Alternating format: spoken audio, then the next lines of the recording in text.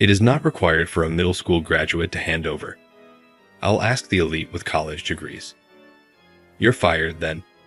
Johnson laughed savagely, and Williams, his toady, did the same. You're correct. You are useless as long as we college grads are present. After giving them both a close look, I declared, this will have serious consequences. However, they merely exchanged glances and chuckled. I had not seen Johnson for a long time till I retired. He appeared gaunt. Johnson caught me in front of the ticket gate and repeatedly pleaded with me to fix the system. I don't understand what's wrong with the system, Williams stated with a sad expression as I turned to face him. He didn't, of course. A college degree isn't enough to handle that system. However, I was no longer among them. I'm not sure. You must solve it on your own. I don't feel sorry for people who made fun of me for finishing middle school. That business might not survive long at this rate. As I passed through the ticket barrier, I thought. My name is James Smith, and I work at an office. I am 41. I oversee the data analysis division of Company A, which supplies industrial indirect materials. The procurement of materials used by construction businesses on a daily basis, such as glass windows for apartment entrances and blue tops for construction, is managed by an industrial indirect materials company. Order fulfillment for customers is more difficult than it seems. For instance, an Italian restaurant can quickly go to a local grocery to purchase more olive oil if they run out during business hours, allowing them to keep serving patrons. They can still serve Italian food at least. However, work will stop if 10 tons of concrete are required and there is no cement available, which you cannot just buy at a store. Company A has an order forecasting system to avoid these kinds of scenarios, and the important data is handled by my data analysis department. The sales department frequently believes that we only gather unintelligible data, although that is not at all the case. Actually, our department is the company's lifeblood. The management team and President Jones are fully aware of this, which is why they want me to attend the monthly executive meetings and share my thoughts. Johnson, the recently hired sales manager, is the one who objects to this treatment, though. The newly hired Johnson was given a chance to introduce himself during this month's executive meeting. Johnson is my name. I worked for Corporation B, a significant trade corporation, after graduating from Boston University. On the first of the month, I started working here as the sales manager. There seem to be a lot of Boston University alums here, and I'm excited to speak with you. According to my initial assessment, he took great pride in his intellectual background, but it appeared that others didn't share this sentiment. The fact that I just have a middle school certificate may have contributed to my feelings. It was my turn to get up and welcome everyone after the managers and executives had given their introductions. Smith is my name. The department in charge of data analysis is me. Good to meet everyone. Head, Johnson said, raising one eyebrow. I assumed that managers and hire were the target audience for this executive meeting. Do you have a particular presentation to make today? Johnson asked in a haughty manner. The fact that I, a person in my 40s, was surrounded by managers and executives in their 50s and 60s appeared strange to Johnson, who was in his 50s. No, that isn't true. President Jones shifted the topic as I was hesitant to clarify. Well, don't worry about that. Let's discuss the present problems now. Jones' sentiment made perfect sense to me. Because our department deals with a lot of internal, secret data, he didn't want to bring too much attention to the data analysis department. For instance, a department's performance would greatly increase if I released particular data to them. But there are two sides to that. The corporation as a whole frequently suffers losses even when a department's performance momentarily improves. That's why my data analysis department doesn't share analysis results with any other department and has a confidentiality agreement with the corporation. We had a data leak event once, so it could sound overly stringent. There was an affair going on at the time between a female sales representative and her supervisor in the data analysis department. It seems that he complied with her request to reveal order-related information. People around her started to suspect her as her performance took off, and the incident was made public. The woman and her boss were, of course, dismissed. Owing to unforeseen circumstances, I assumed the role and put in a lot of effort to protect the data collection system and put preventative measures in place. I still believe that the department head position was not worth the trouble. To avoid any events like data leaks, our department reports directly to the president, even though it is officially a part of the sales department. Johnson was upset, though, that I didn't respond to his query and that the president stood up for me. He began interacting with me in an obnoxious manner after the meeting. "Give me a moment, please." I was teaching my subordinates one day when Johnson burst into the room without knocking. Even the sales manager is prohibited from entering the data analysis department's room without authorization for security reasons. Johnson, however, appeared utterly indifferent. Johnson grinned and posed an unexpected query as I moved forward. "Smith, could you tell me where you're from?" I believed that I had misheard. Who, while at work, inquires about someone's hometown? However, he remained my boss, so I responded solemnly, "I'm from Louisville, but why does that matter?" "No, that's not what I mean," Johnson said, raising his voice as he clicked his tongue. "Could you tell me where you attended school?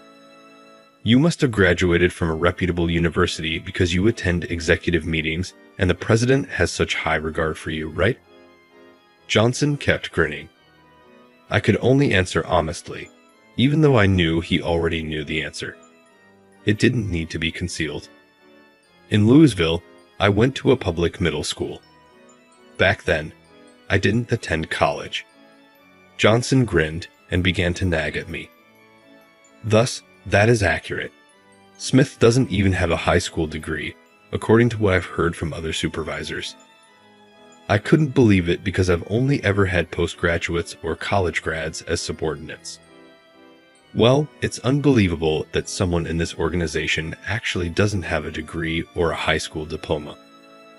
I initially tried to keep quiet and go back to work because I've been made fun of for similar reasons numerous times previously.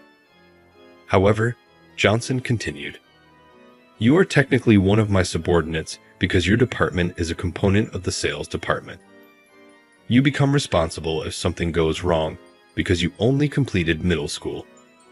As you know, there are a lot of these examples. Are you suggesting that I'll cause trouble?" I responded, a little irritated. Johnson gestured toward me as though he had discovered my vulnerability. "You see, I mean it. Diploma-less people aren't exactly submissive. I was just wondering why you don't have a diploma. Were you impoverished, incarcerated, or something? Because I just completed middle school, was he really treating me like a criminal? I traveled abroad when I was 16, therefore I don't have a high school or college degree. You don't need to worry because I won't cause any issues. Additionally, please leave the room as we are handling sensitive information here." Johnson objected, saying he was the manager and all that, when I tried to show him out. However, I was able to eject him from the room, and he spent the entire day tinkering with computers while earning a hefty salary. You won't get away with it now that I'm here. Keep it in mind. I let out an exasperated groan as I watched Johnson storm off after his parting shot. Johnson made me his target and started aggressively interfering with my work after that day. Ever since, I've had to put up with Johnson storming into the room and picking faults with everything. Even worse, he never arrives by himself.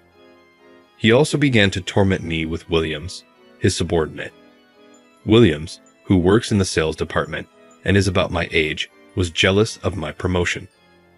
He was a resentful man who always said that I was fortunate to be hired when my boss was let go.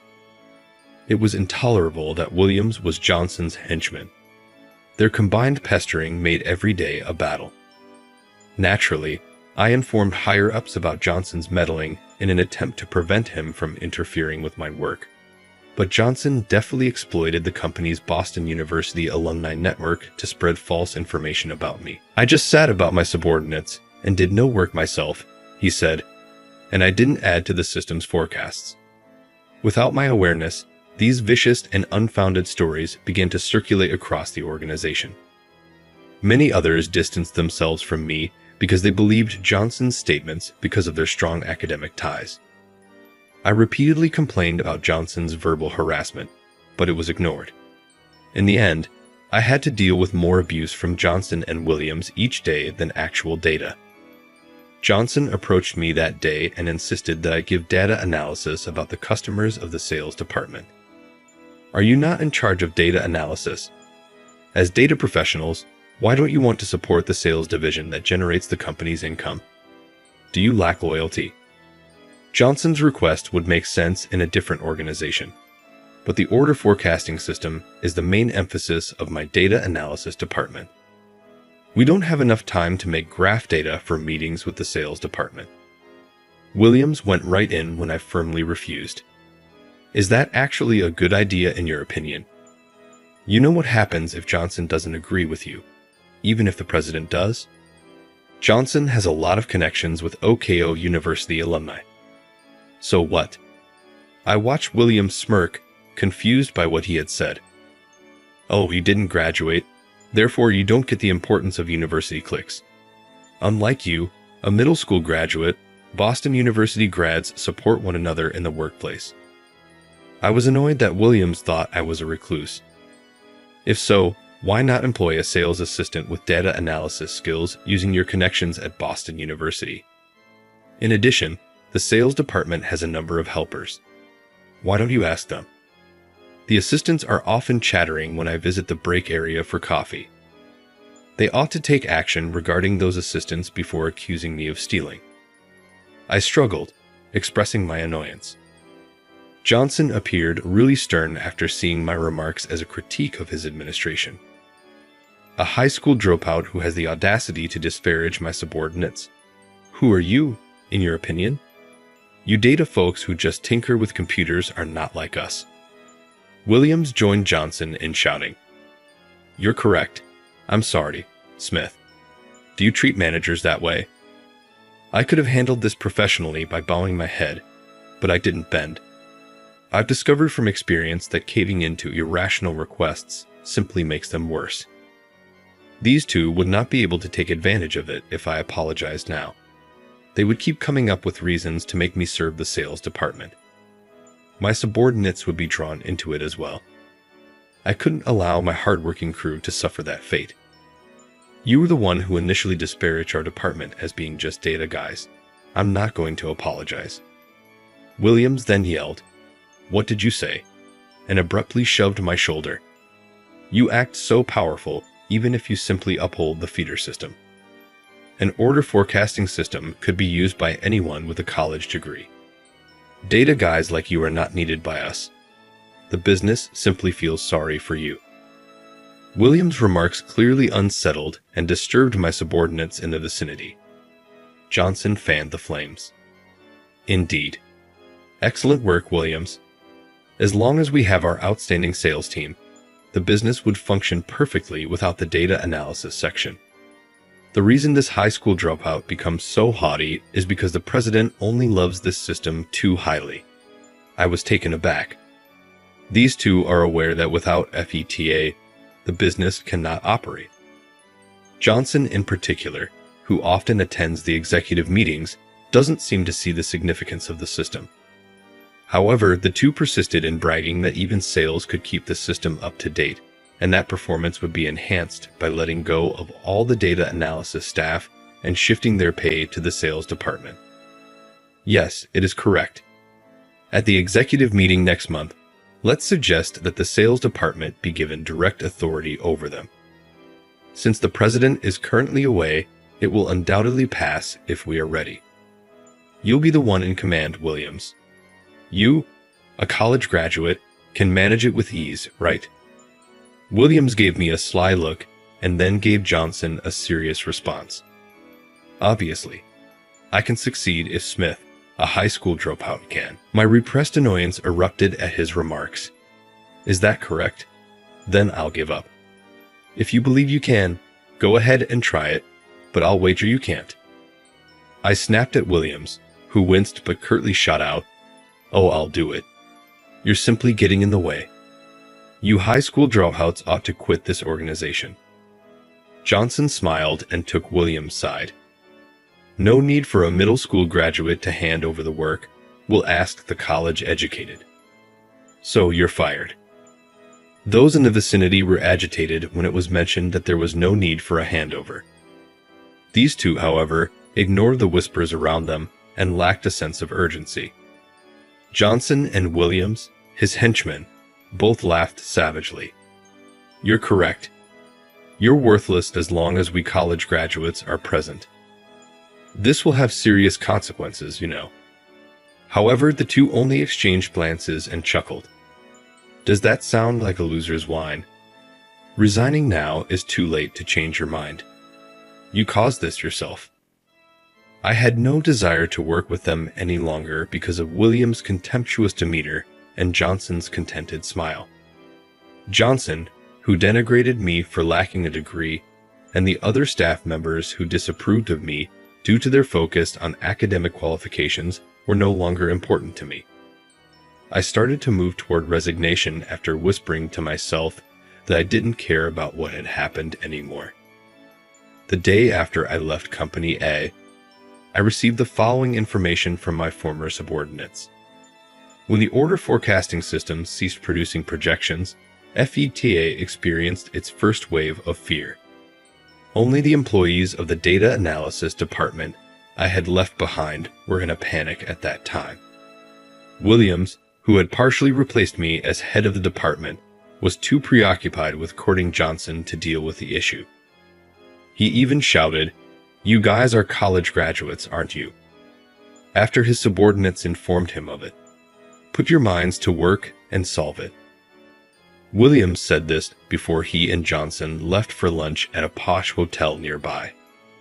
At the start of the following month, the second wave of panic struck. Our company's accounting departments began contacting us to report significant differences in the sales department's quotes and invoices. In one instance, a $40,000 quote for 5 tons of building supplies became an $80,000 invoice. The entire team was in a panic as customers called the sales department and demanded to talk with the person in charge. The sales staff initially believed it to be a straightforward billing error, but they quickly recognized it was much more severe and went white. What on earth is happening? Someone tell me. However, nobody in the sales division was available to respond. They received a deluge of complaints in the interim. Then, when Day Construction, our largest client, called us first thing in the morning, we infuriated them. An official informed Johnson that Day Construction's president had made the decision to discontinue working with us and go with Company B, our rival. When Johnson heard this, he fell to his knees. Before departing for an emergency management meeting, the executive informed Johnson that the company had lost more than $30 million in revenue. In a trance, Johnson hurried to the sales department. Why? How did this occur? Williams approached Johnson, who was seated at his desk looking pale with timidity. "Boss, a few subordinates said that without Smith, the system wouldn't work.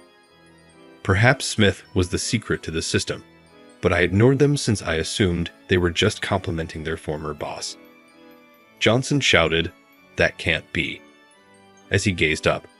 Just because a middle school graduate left, how could this have happened? Williams went silent and appeared uncomfortable. "There's no choice," Johnson murmured after a while. "He will gladly return if we offer to return him to his previous position." "How about me? What will become of me?" Williams' face fell in anguish as he begged. Johnson, however, ducked his eyes. "You are to blame for not assuming control in a suitable manner. Simply accept that you will resume your usual job duties. Don't worry, we can resolve this as long as Smith returns." Williams began searching for me, clinging to those words like a man drowning to a straw. In actuality, I had correctly anticipated that this mayhem would ensue upon my resignation. These two believed that FETA was merely a standard order management system, but its forecasting capabilities are what give it its true power. For this reason, company has spent $50 million to put it into effect. But for the system to work properly, data is required. Orders are taken and data is entered into the system by the sales team. The order reception is shown here. Our organization purchases the required industrial materials based on the order data. This is where the order is placed. Nevertheless, there is a serious problem with this approach. Industrial material prices fluctuate. Prices can even rise fivefold in a single year. The recent spike in copper wire thefts is well known. These thefts occur as a result of criminals from nearby Asian nations stealing copper from Japanese building sites and reselling it after learning of the shortage. To put it briefly, the cost of limited resources rises. However, no matter how many orders we receive, we will not be able to make money if we put orders and buy materials when prices are high. Our clientele will stop doing business with us if we charge them exorbitant prices. On the other hand, selling at a low price results in losses right away. Company has spent $500 million creating and implementing the FETA system in order to solve this. FETA keeps track of customer order information, evaluates order volume and timing, and forecasts future orders to arrange advance orders. FETA enables us to place orders when prices are low in supply when orders are received, as demonstrated by the copper wire example from before. Regardless of the season, we don't have to pay exorbitant costs for supplies, and our regular clients may obtain industrial goods at consistent pricing. A win-win system exists. My previous data analysis team entered the data for FETA. It may seem easy to enter the required data, but it might be difficult to transform a variety of data into a format that the system can use. While order data is processed, purchasing data necessitates some degree of price prediction. This implies that we have to enter a lot of data every day, including political changes, stock prices, temperatures, and legal changes. The accuracy of the order projections automatically declines if the data is inaccurate. The only disadvantage of FETA is how difficult and time-consuming data input and gathering are. The data analysis staff was overworked prior to my arrival. I was hired when Jones, our president today, and the vice president at the time, approached me at a startup event and asked for my assistance. At the time, I was working as a pastime developing different software and supporting a friend's startup overseas. I seldom ever go to middle school since I never fit in. My preference for playing with computers at home has been constant. My anxious parents sent me overseas to study languages, even though I had no intention of attending high school and intended to spend my free time on my computer at home. Fortunately, the language school I went to also provided English language IT classes. I soon became fascinated with developing software and apps, and if my classmates asked for a special program, I made it for them for free. I began taking software development seriously when a friend told me that I had a knack that may be valuable. I started to establish myself as I sold my own apps and assisted friends with their enterprises. Jones, who was company A's vice president at the time, asked me if I could make their system better. I found it intriguing and agreed to work for his company, but with a stipulation that all software I developed had be patented under my name. I didn't want my inventions taken away from me, even if I was making improvements to their system. I gave some of my students software and apps that were later marketed and made a lot of money. Despite numerous cautions from friends, I decided not to underestimate my abilities. Then, as Jones had hoped, I created software to fix the problems with FETA. All of the data pertaining to changes in the pricing of industrial materials was gathered and examined by this software, which then automatically integrated it into the system. My team's workload decreased as a result, and FETA's forecasting accuracy increased noticeably. Company's performance gradually increased as a result of attracting more customers by being able to purchase supplies at a lower cost than rivals. But of course, I deleted the program I had created for FETA when I quit after arguing with Johnson and Williams. FETA was a bike without a wheel in the absence of the data collection software. Their projections' accuracy steadily declined, ultimately resulting in losses as a result of their inability to correctly integrate order data and their reliance on order receipt data. I saw a haggard Johnson and Williams a month after I had left the organization. They didn't know where I lived, but they had been waiting there every day after learning from my former subordinates which station I used for my commute. They must have been lucky to see me when I was at the station for personal errands. At last, we located you. Kindly return to the branch. Johnson continually begged me in front of the ticket entrance, oblivious to the attention from onlookers. I snarled back, knowing exactly why they were having trouble. What's wrong? As recent college grads, you said you would be able to navigate the system with ease. You shouldn't now require the assistance of a high school dropout. Johnson's face twisted in annoyance at being talked down to by someone they thought was beneath them. Williams took his place and said, "I'm sorry, Smith. We'll put you back in charge of the department. Fix FETA for us, please." The phrase "reinstate you" still conveyed his arrogance. You claimed that at the time, you didn't require any handover from me. Don't you think you'll be okay without me? With a forlorn expression, Williams murmured, almost inaudibly, "I don't understand what's wrong with the system." I retorted, "Johnson and Williams undervalued the system's value without knowing it, which is the problem, not the system itself. Even those with college degrees find it difficult to navigate this system, but I'm no longer one of them. You'll have to work it out for yourself, I'm not sure." I didn't feel sorry for people who made fun of me for finishing middle school. As I passed through the ticket gate, I thought that firm might not last long at this rate. But when I got in touch with President Jones, I was forced to give in. When Johnson and the others began circulating horrible stories about me, Jones had already been admitted to the hospital for cancer surgery.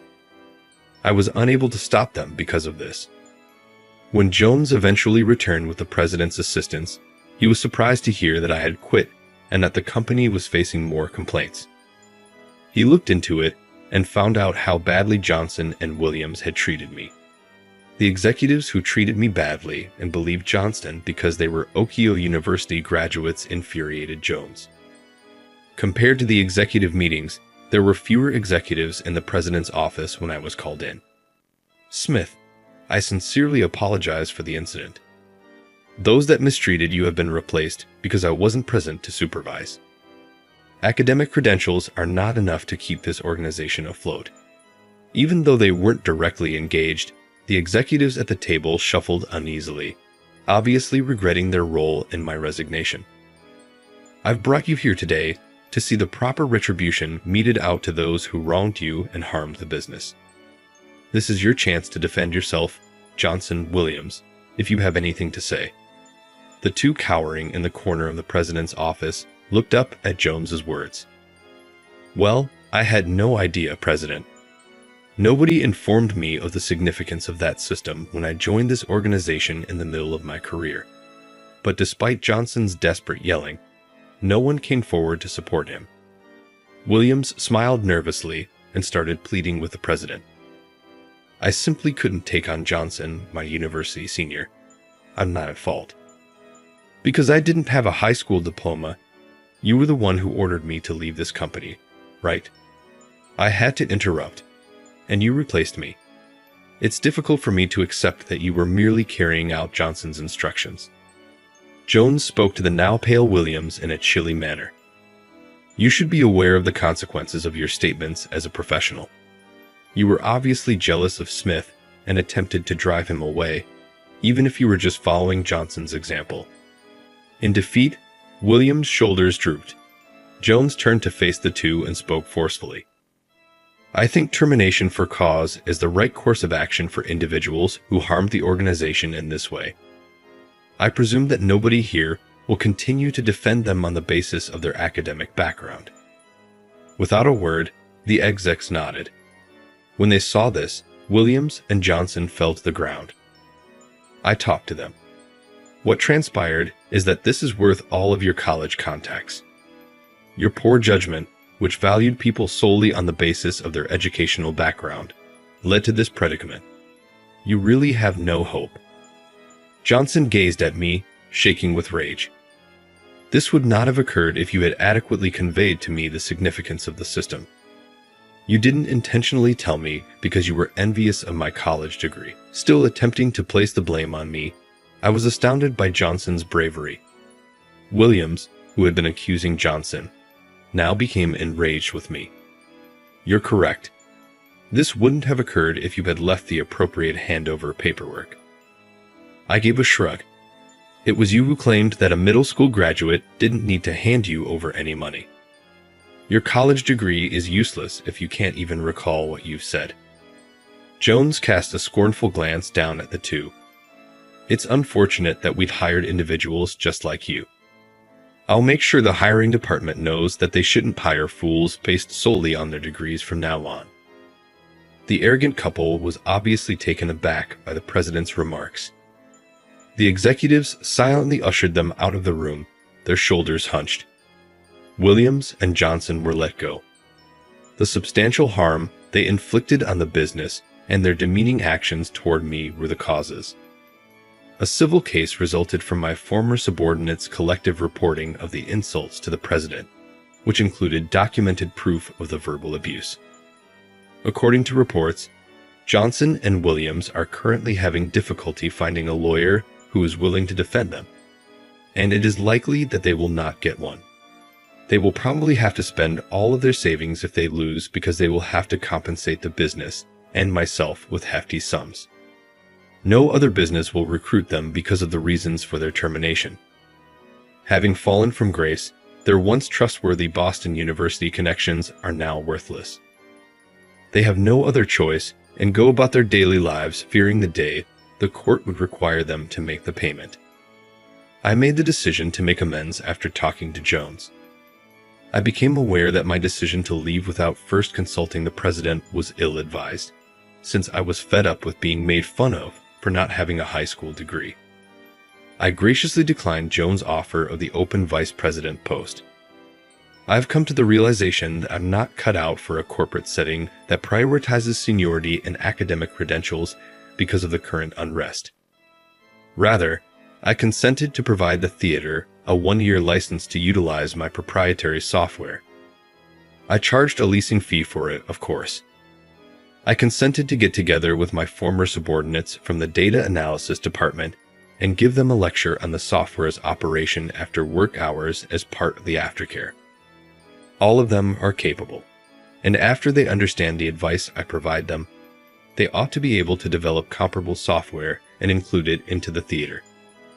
I've become weary of the construction sector and intend to go back to my everyday habit of developing software and apps that benefit people. I've always been intrigued in the travel industry, so I might now look at prospects there. I was shocked when Jones volunteered to invest right away when I told him I was thinking about launching a software development business. This time next year, I see myself leading a startup as its CEO, eager to explore a new universe.